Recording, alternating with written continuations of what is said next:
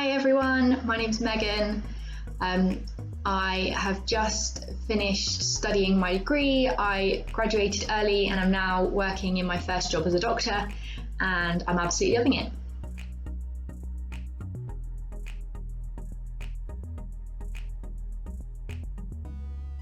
When I was 16, my dad died very suddenly.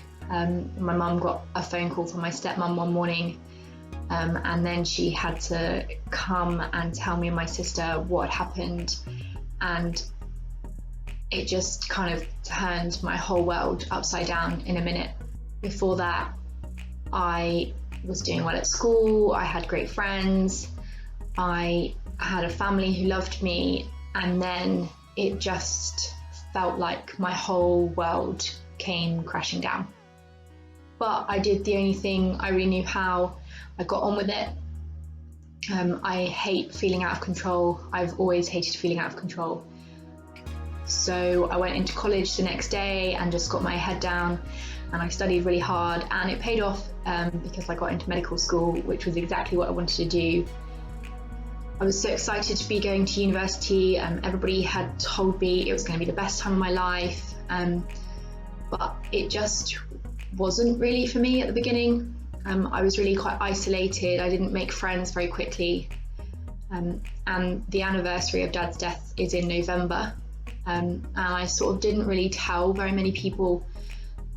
People give you this strange look when you say your dad died when you're 16, and I just didn't want people to see me in that way. I'd sort of been told I was strong and I was brave, and I didn't want people to know that that wasn't how I was feeling at all.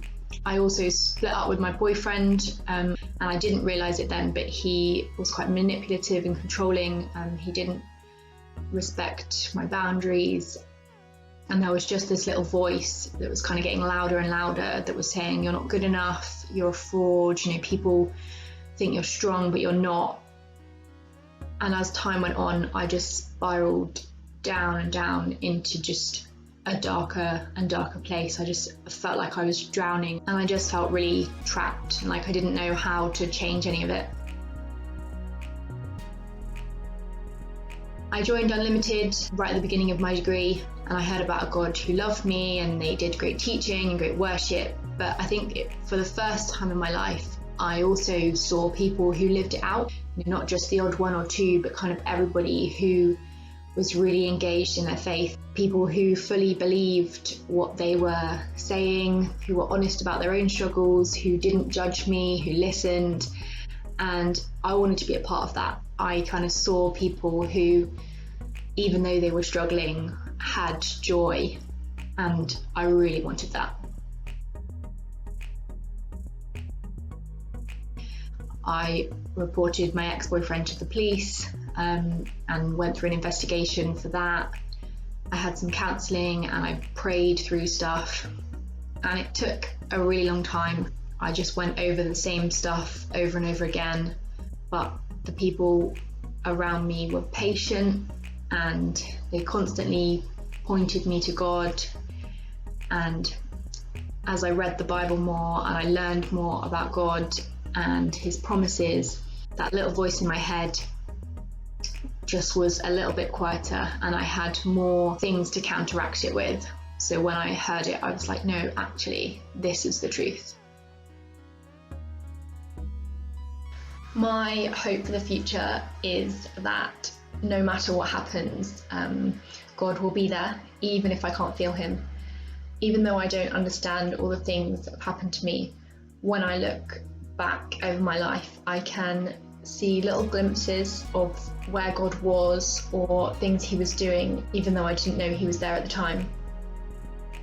And so that means even if things go wrong and they don't turn out how I planned them to, and I can't feel God, I know that one day I'll be able to look back and see what he was doing and where he was.